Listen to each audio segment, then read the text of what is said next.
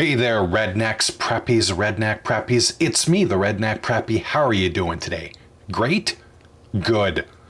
When you head out into the wilderness, whether it's for hiking, climbing, hunting, surveying, or military training, one of the most powerful tools you can carry is a topographic map. Unlike simple road maps that only show highways and towns, or digital GPS apps that show a dot on a screen, a topographic map reveals the very shape of the land. It gives you a three-dimensional understanding of the terrain on a flat piece of paper. A topo map doesn't just tell you where things are, it also shows how the land rises and falls, where valleys run, how steep slopes are, and how rivers carve their way downhill. This knowledge can mean the difference between confidently navigating a mountain pass and becoming disoriented in unfamiliar backcountry. Today, I'll cover the fundamentals of reading a topographic map. We'll begin with the basics, understanding what a topo map is, how it's scaled, and how to interpret contour lines. Then we'll move to terrain features, symbols, grids, and orientation. Finally, we'll discuss common pitfalls and strategies for building confidence. By the end, you'll hopefully understand how to read a topo map. And that's the first step to using one out in the field.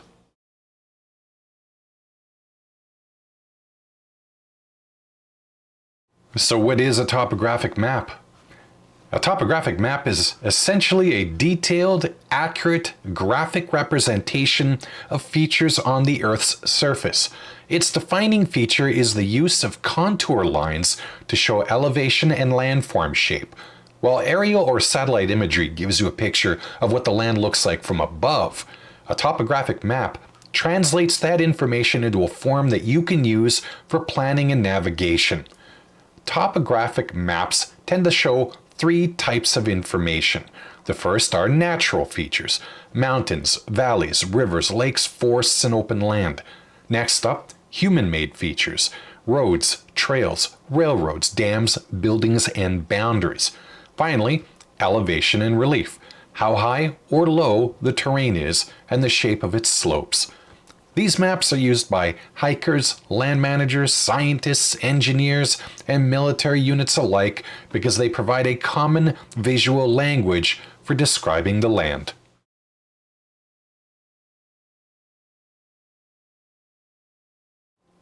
Every topographic map has a scale, which tells you the ratio between distances on the map and distances in real life. Large-scale maps with scales of 1 to 24,000 or 1 to 25,000 show a small scale in great detail. And these are ideal for things like hiking or tactical navigation. For example, on one of these kinds of maps, 1 inch would equal something like 2,000 feet in the real world. Next up are medium scale maps with scales of 1 to 50,000 or 1 to 100,000. And these cover larger areas with moderate detail. Many military and outdoor maps use these scales. Finally, we have small scale maps with scales of 1 to 250,000 and smaller, and these show vast regions but with limited detail. They're good for trip planning, but not for field navigation. So how does this work in a way that applies to you? Well, imagine you're planning a hike in the Rocky Mountains. A 1 to 24,000 map might show every small stream, footpath, and contour of the terrain. A 1 to 100,000 map would only show the major rivers and highways, not the minor trails. Choosing the right scale depends on your needs. Close detail for the on-the-ground travel, broader view for overall planning.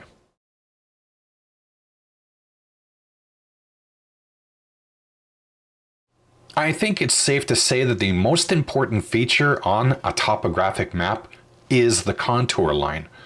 A contour line connects all points at the same elevation above sea level. Walking along one in real life means you're neither gaining nor losing height, you're circling around a slope.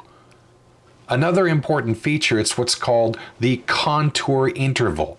That's the vertical spacing between contour lines. It might be 10 feet on a detailed map or 40 feet on a broader one. The interval is always listed in the legend. Contour intervals allow you to build an incredibly precise mental image of a landscape even without being there. Let's take a look at contour line rules and their patterns. Close lines. These denote steep slopes. On a cliff, contour lines are nearly stacked on top of each other. Wide spacing contour lines, these tend to be gentle slopes. A broad meadow or a rolling hill has widely spaced lines. Closed loops, well, these are hills or mountains, and the smallest closed loop is the summit. Depressions are hatched. Closed loops with inward-facing tick marks show things like basins or sinkholes. Finally, V and U shapes. Well, these are valleys and streams. The V always points uphill towards higher elevation, marking the source of a stream. Here's a practice tip. Take a topographic map of your local area and trace a hill with your finger. Notice how the loops stack upward. Then trace a stream valley, noting the V shapes. This mental practice helps you visualize the terrain.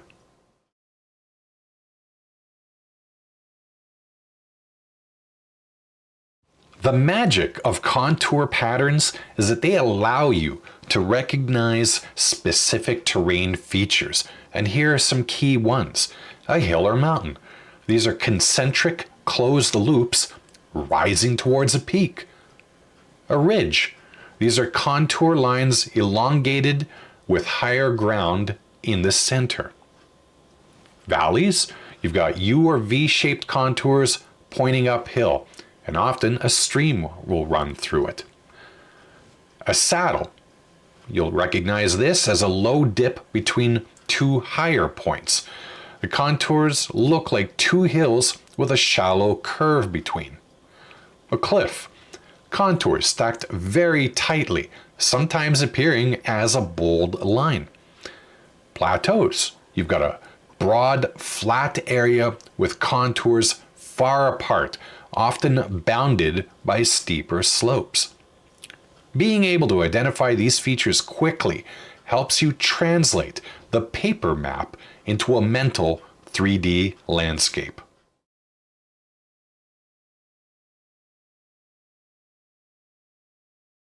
Like most maps, topographic maps use standardized symbols and colors to depict features. Brown lines tend to be contour lines. Blue, not surprisingly, is water, things like streams, rivers, lakes, and marshes. Green, again, not a surprise, often means vegetation, forests, orchard, scrub. White often denotes open land, bare ground, or tundra. Black is generally reserved for human-made features, roads, railroads, buildings. Red or purple often denote highways or newer updates to the map. Some examples of symbols: small black squares are houses or buildings. Dashed lines, trails. Blue dashed lines are intermittent streams, things that only flow in wet seasons. And boundaries are shown with different dashed or dotted lines. Now, these are just a few examples of symbols. The map's legend always explains the exact symbols used and their meaning on your map.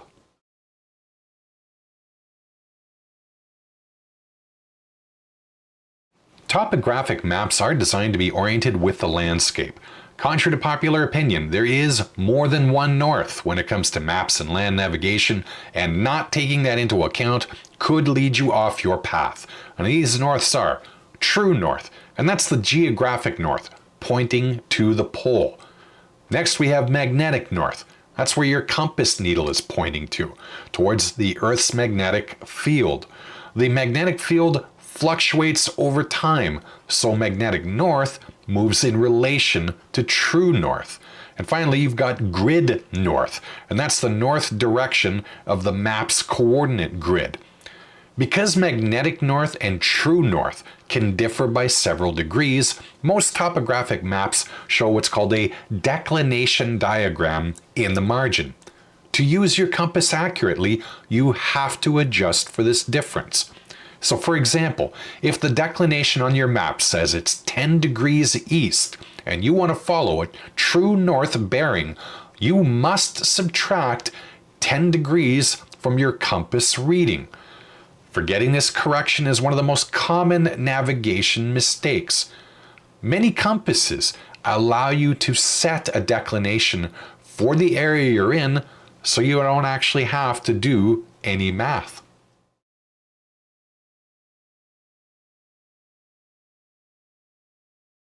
Okay, here's where things get a little technical, but this isn't too hard to understand. Topographic maps often include coordinate grids. Grid systems are essential tools for accurately locating positions on the Earth's surface, and topographic maps often display these systems to aid you in navigation. Now, two of the most common grid systems used are Latitude and Longitude, and the Universal Transverse Mercator system. Each system has its advantages and specific uses depending on whether you need global reference or practical on-the-ground navigation. Understanding how both systems work and when to apply them is fundamental for anyone using maps in outdoor activities such as hiking, surveying, or land management. Latitude and longitude form a geographic coordinate system based on the Earth's spherical shape. Latitude lines run parallel to the equator, measuring the distance north or south in degrees, while longitude lines run from pole to pole, measuring east or west of the prime meridian. These values are traditionally expressed in degrees, minutes, and seconds. For example, 40 degrees, 26 minutes, 46 seconds north, 79 degrees, 58 minutes, 56 seconds west. Because they span the entire globe, latitude and longitude provide a universal reference framework. However, converting these angular measurements into practical ground distances is often difficult, since the length of a degree of a longitude, for example, changes with latitude. The UTM system, by contrast, is designed for simplicity in field use. It divides the world into 60 zones, each 6 degrees of longitude wide. Within each zone, a transverse Mercator projection is used to create a rectangular coordinate grid. Instead of degrees, locations are expressed in meters east, or eastings, and north, northings, of a defined origin point. This metric-based system is particularly useful for calculating distances directly from a map.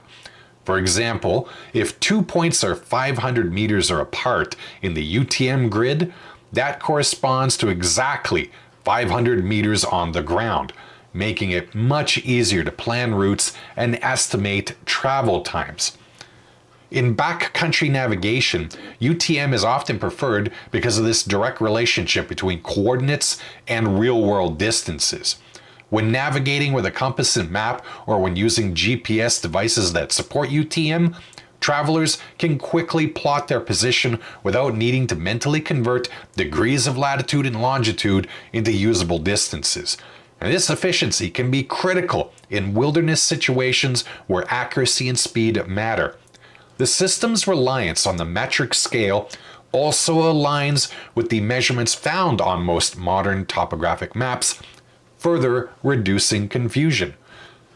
Ultimately, both systems are valuable depending on the context. Latitude and longitude remain essential for global positioning, aviation, maritime navigation, where crossing UTM zone boundaries would complicate matters. UTM, however, shines in localized land navigation, where precision and ease of use take priority. By learning both systems, Map users can take advantage of the worldwide applicability of latitude and longitude while also leveraging the practical simplicity of UTM grids for fieldwork and outdoor adventures. This dual understanding ensures flexibility and accuracy no matter the environment.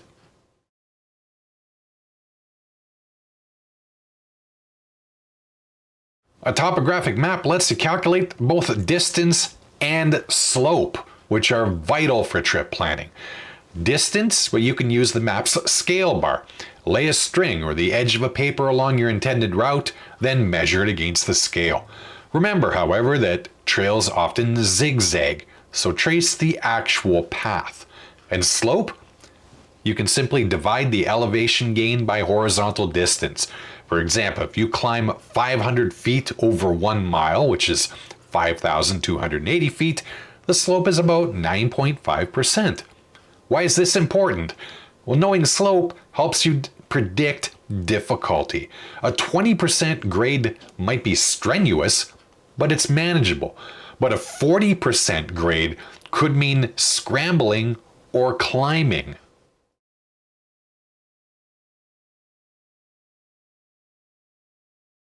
Despite how easy topographic maps are to use, people still make some common errors with them, and among them are ignoring the scale. Misjudging distances can often lead to underestimating your travel time. Forgetting to account for declination. A 10-degree error over several miles can take you far off course. Confusing ridges and valleys. Remember, on a map, contour lines that look like V's point uphill. And not practicing. Skills fade if you don't use them.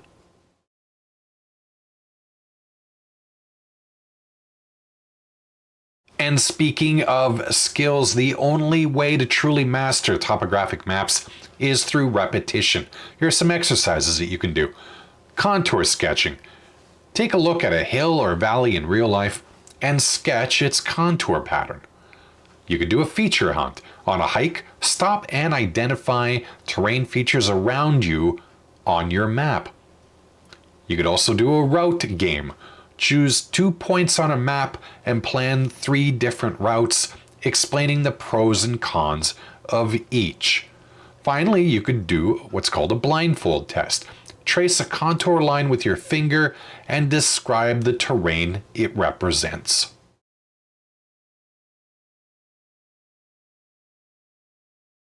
Learning to read a topographic map is more than memorizing lines and symbols. It's about cultivating a way of seeing.